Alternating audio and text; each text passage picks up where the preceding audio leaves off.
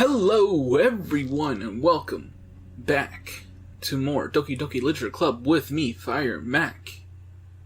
Alright, so we finished the main game and we're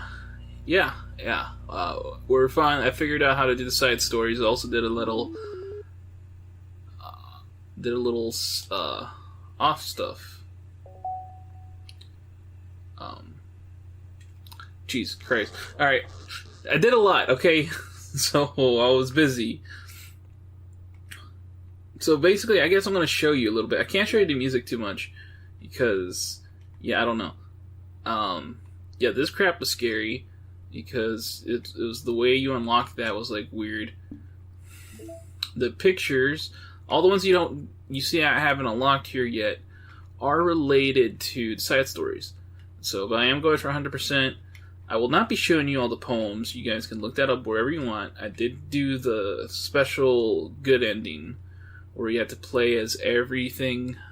When you go through, what you do is that you start up one file, and in that same file you make 3 separate save slots, and then in each one you tailor one playthrough for each character, and then you continue on from there. And basically, since you try to make everyone happy, you get the best ending. And then you get this poem right here. I'll go ahead and read it to you. To the special player who received this special ending, for years I have enamored the ability of visual novels, and games in general, to tell stories in ways not possible using traditional media. Doki Doki Literature Club is my love letter to that. Games are an interactive art. Some let you explore new worlds. Some challenge your mind in brand new ways. Some make you feel like a hero or a friend even when life is hard on you. And some games are just plain fun, and that's okay too. Everyone likes different kinds of games. People who enjoy dating sims may have a heightened empathy for fictional characters, or they might be experiencing feelings that life has not been kind enough to offer them. If they are enjoying themselves, then that's all that matters. That goes for shooting games, casual games, sandbox games, anything. Preferences are preferences. Ugh. And our differences are the reason we have a thriving video game industry. My own favorite games have always been ones that challenge the status quo. Even if not a masterpiece, any game that attempts something wildly different may earn a special place in my heart. Anything that further pushes the limitless bounds of interactive media. I extend my gratitude to all of those who have taken the time to achieve full completion. Hope you enjoyed playing it as much as I enjoyed making it. Thank you for being a part of my literature club. Love, Dan Salvato. So that's a nice little note. Also, the ending's a little different. I should also mention, like, at the part where Sayori becomes aware, she's aware, but since she's aware of everything, she knows that you tried to make everyone happy in the same playthrough, so she's happier and doesn't try to go all just Monica on you. So instead, she just kind of ends the game, and then that happens. It's actually a really really nice ending. But yeah, I thought I'd show you that.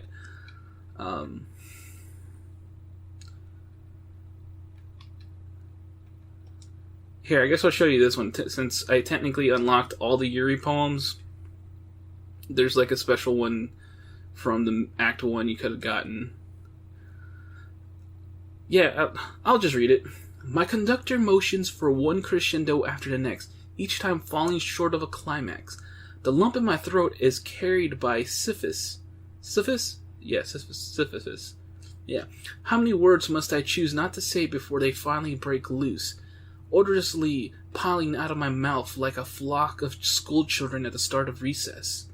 Pen cannot be erased, but even that metaphor fails comically as my floor is littered, blanketed with wasted paper.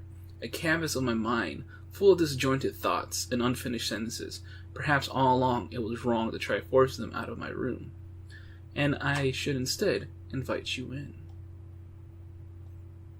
Alright, cool. So, what was this one? Oh, acquire all other Monica's poems. Alright, let's read that. An electrical signal from some remote corner of my brain connected all kinds of circuits and nerves and chemicals in a web understood by nobody. The chemicals make my chest tingle around my beating heart. The nerves make my hand move, staining a dead tree with some dark substance. The ink reflects light into your glimmering eyes. Holding this paper is almost as though you are holding my hand which wrote it.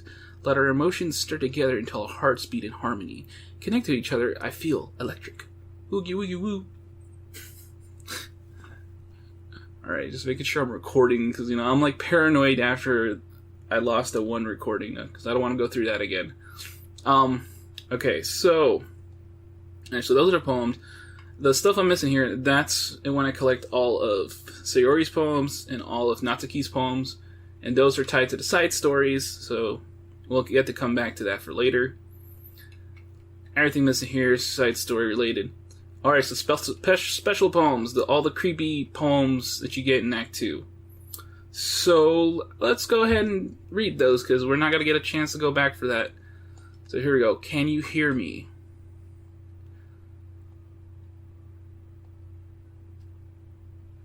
Nothing is real. I believe we saw that in my playthrough. Here's a creepy one. Today I cut my skin open for the first time. It was exhilarating. I think I understand how blank feels now. I'm supposed to be the responsible one, though, so I think I'll be doing it again unless I decide to kill myself. I left a memento of the occasion below. So, this one begs the question, who could it be? Because it could... The responsible one, it would be like Monica would be the responsible one. So, it makes sense that this would be Monica, and she's trying to experience what Yuri does, because Yuri's the cutter. But at the same time, it could be Sayori. But if you think about it, it could also be Yuri just first experiencing this for the first time. And trying to... Yeah, I don't know. It's kind of hard to decipher. What do you guys think?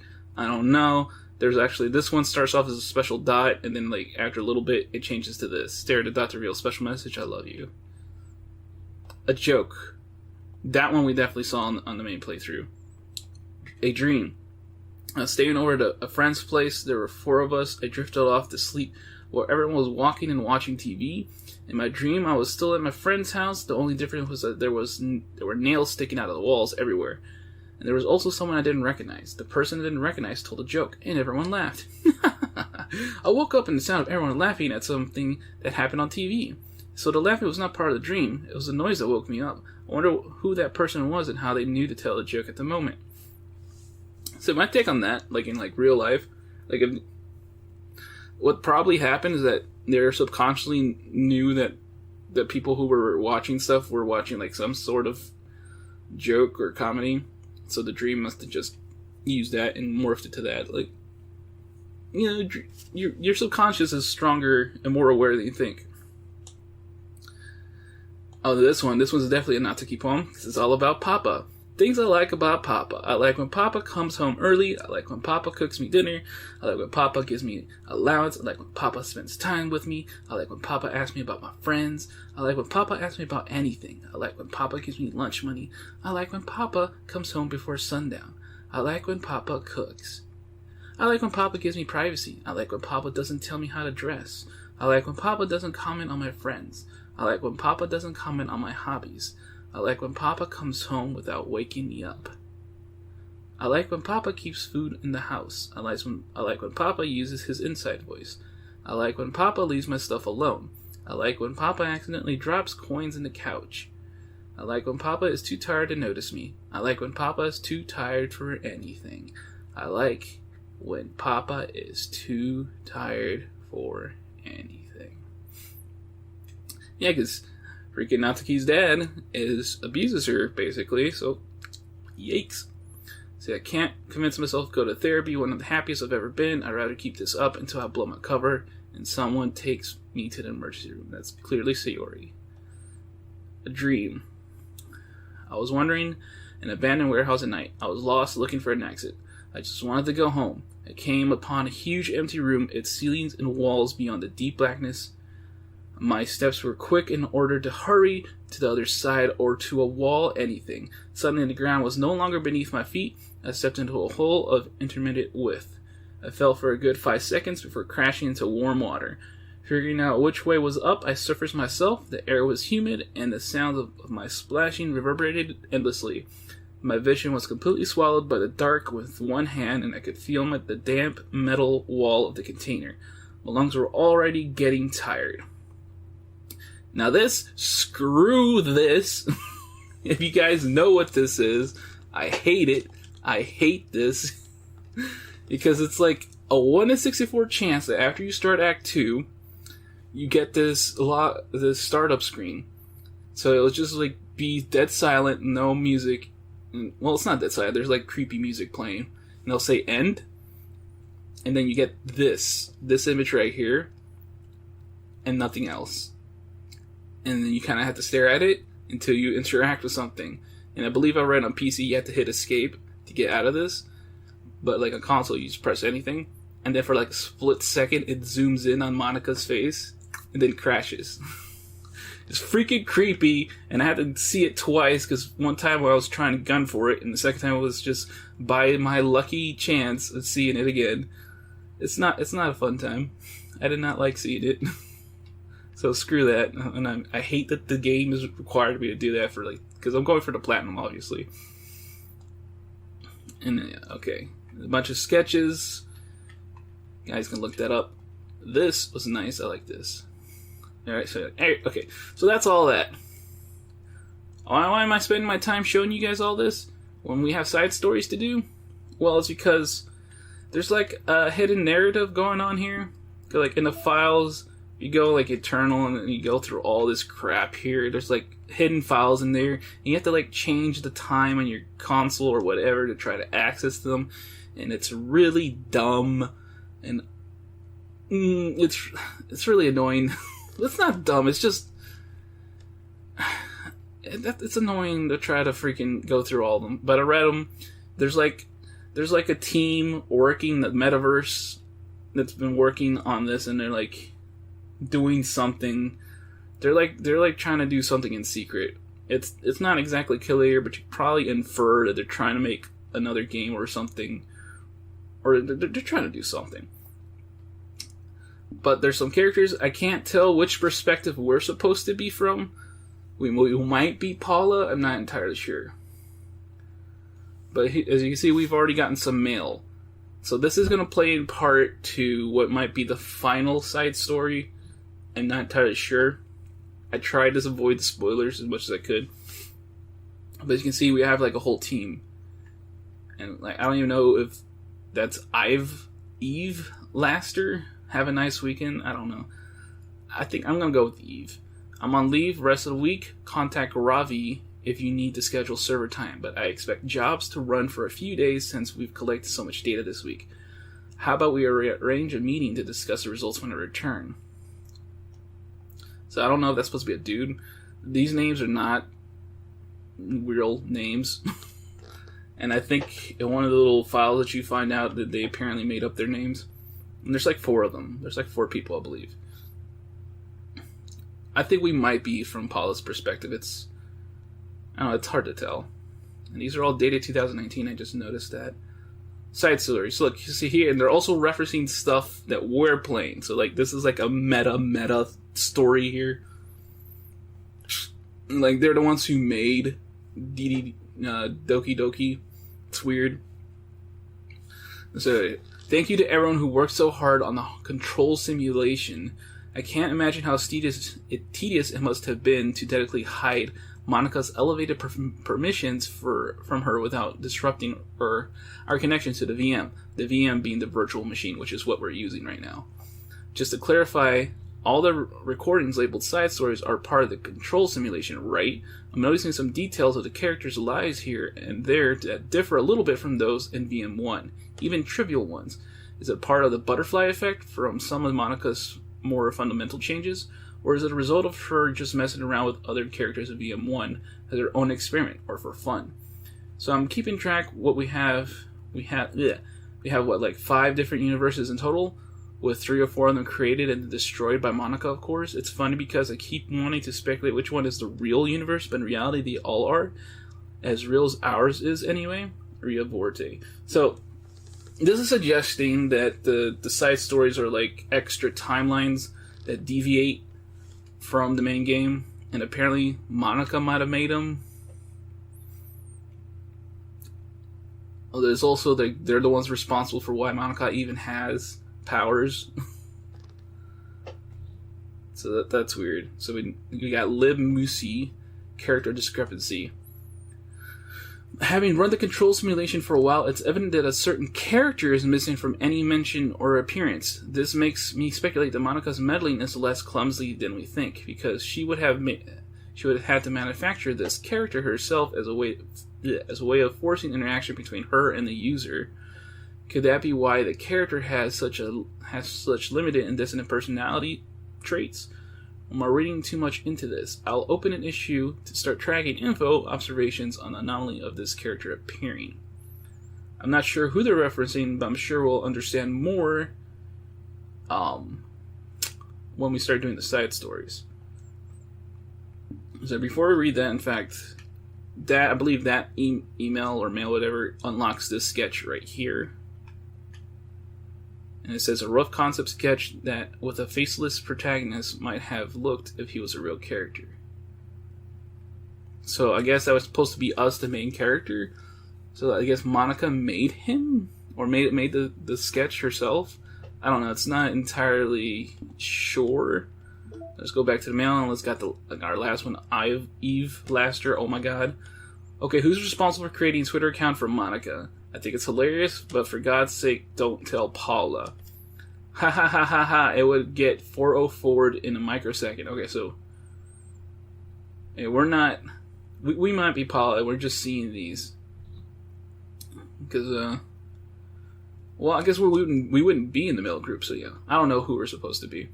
Are you just relaying her tweets manually, or did you code some kind of pass-through layer to automate it, based on the contents of the tweets?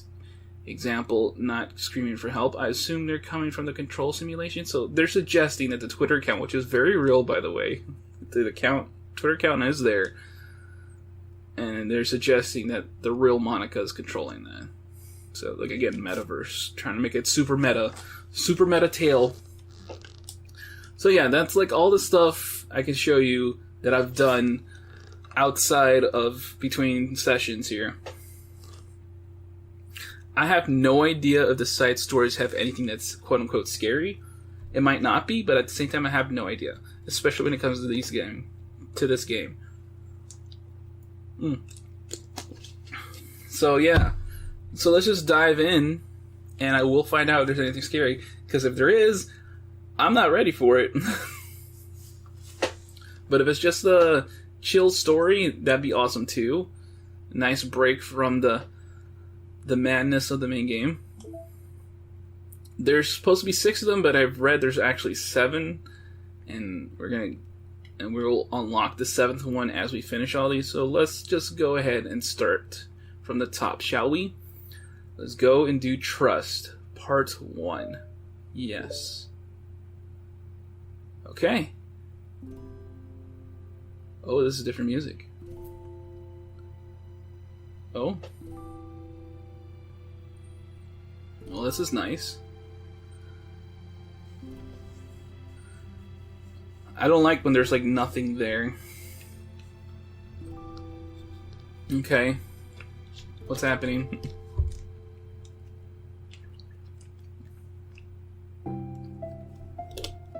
Okay, everyone. The literature club is starting. Let's all have a seat and take attendance, okay? I miss debate club. Who knew it'd be so difficult to start a new club? I feel worse with every day that passes without anyone coming in. I'm really starting to lose confidence.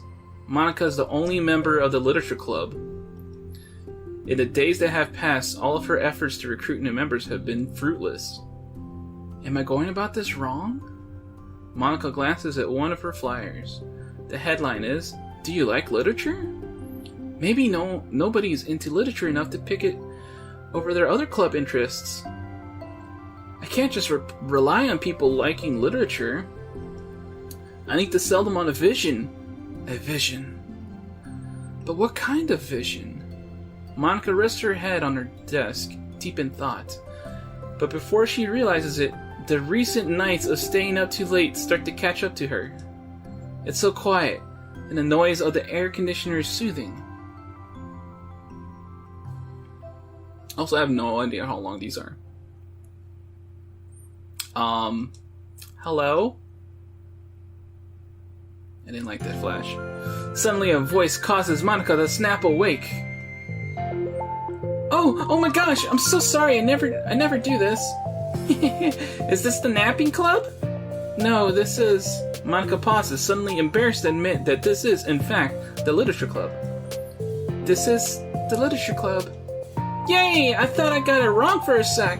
I'm super sorry. It was, like, so unprofessional of me to do that. Don't apologize. I do that all the time. Oh?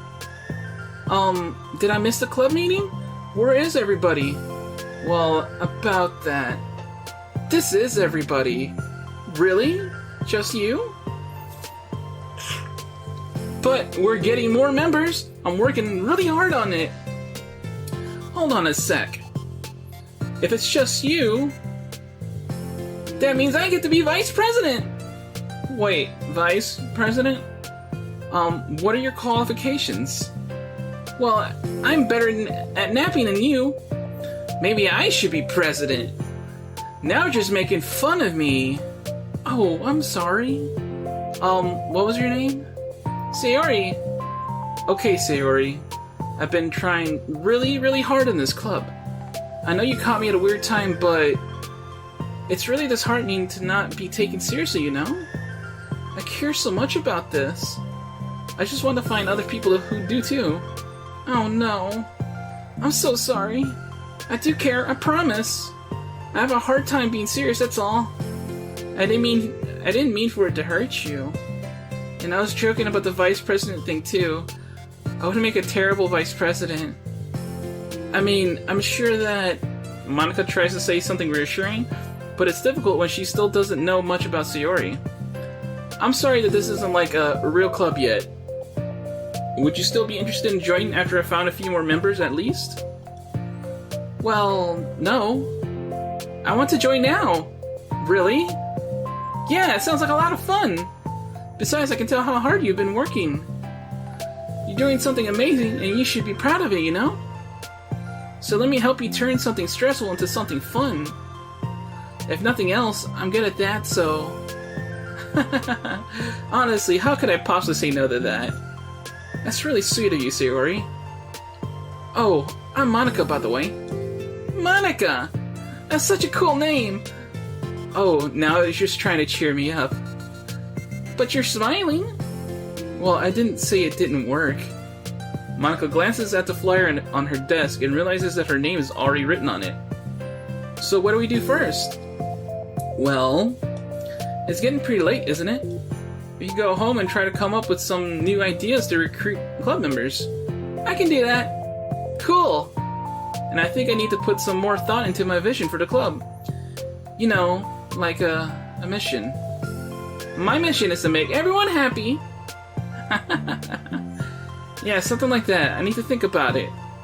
Hey, do you like hugs? I guess so. Sayori suddenly pulls Monica into a friendly hug, then let's go. Some people can just really use a hug sometimes. Besides, Sayori whispers loudly. How do you whisper loudly? Hug energy is what keeps me at my best! Hug energy?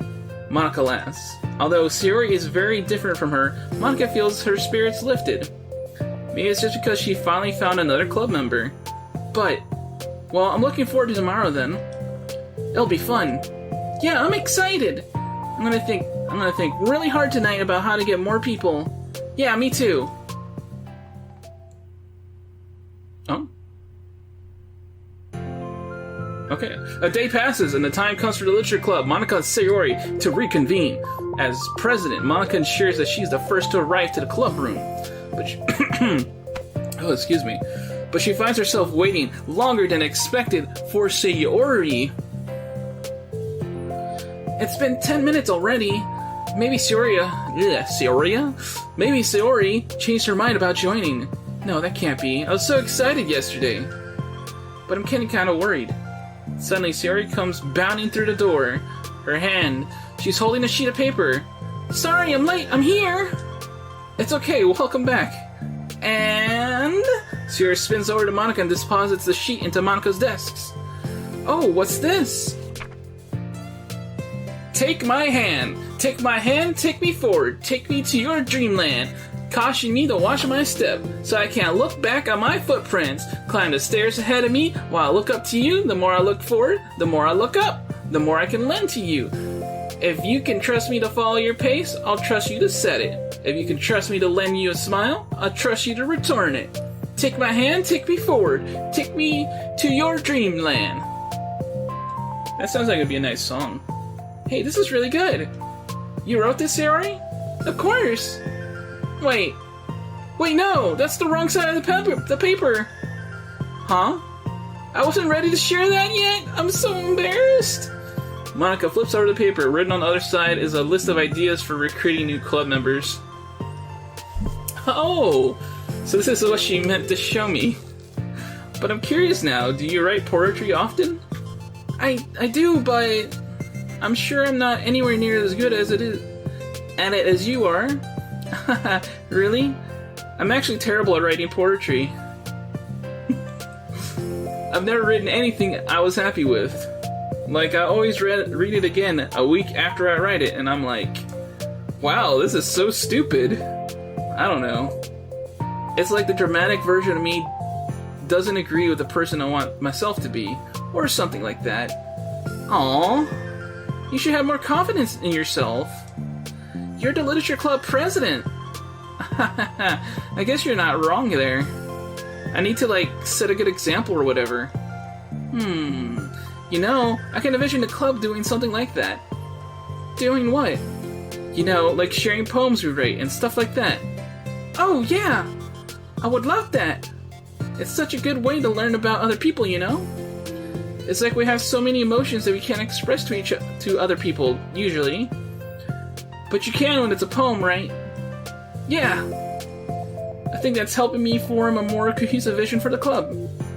So I'm glad you showed me, well, even though it was by accident. Me too. I felt embarrassed at first, but now it feels kind of good that someone else read it. I'll try to show you more of them in the future. I'd love that. Oh jeez, I'm getting distracted. Do you want to go over this recruitment brainstorm together? My brain stormed so hard. It was like a brain hurricane. My brain is a natural disaster. Sure, that's terrible. Oh, crap. Oh, my body didn't like that.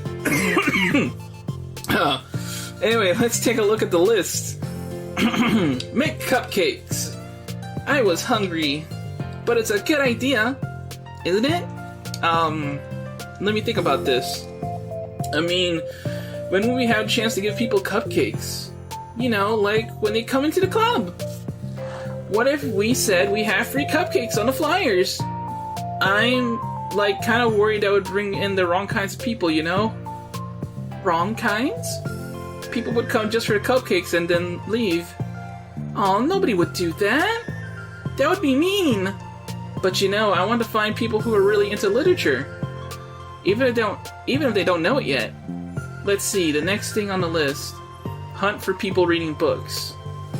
I don't think I get it. Like going around the school and find people who are reading books, you know? Like in the morning or during lunch. And we tell them to check out the literature club.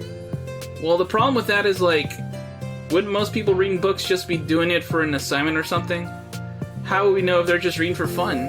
Well, we could ask them. But then we'd be bothering people who are trying to do schoolwork. I didn't think about that part. I'm sorry. Hey, don't apologize. You're coming up with a lot more things than I can. Oh, your next idea is to hand out flyers rather than just put them on the wall. I'd definitely like to start doing that. I'm useful! I never said you weren't. I just need to think, what would we tell people when handing them out? I don't want to just be like, join the literature club. Let's figure out how we can better engage people. What if you told them about the club activities and stuff? What club activities? Yeah, I guess it's supposed to be my job to come up with that, alright? A vision for the club. Okay, Sayori, pretend you're a normal person for a second. Wait, I didn't mean it like that. You know, like a random passerby who's getting a flyer. How would you react to the idea of a literature club? Probably like, literature is stupid. I'm joining the anime club. What the heck? Sorry, I'm just thinking of a friend of mine. Okay, what if I said that we, like, do group reading and discuss it together? I would probably nap through that.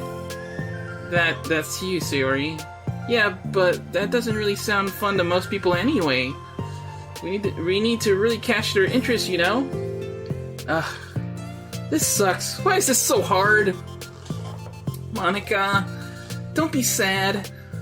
What do you like about literature, Sayori? Me? Well, kind of what I said about the poem earlier. I think it gives you the chance to express yourself. Like, express yourself in ways you can't normally do.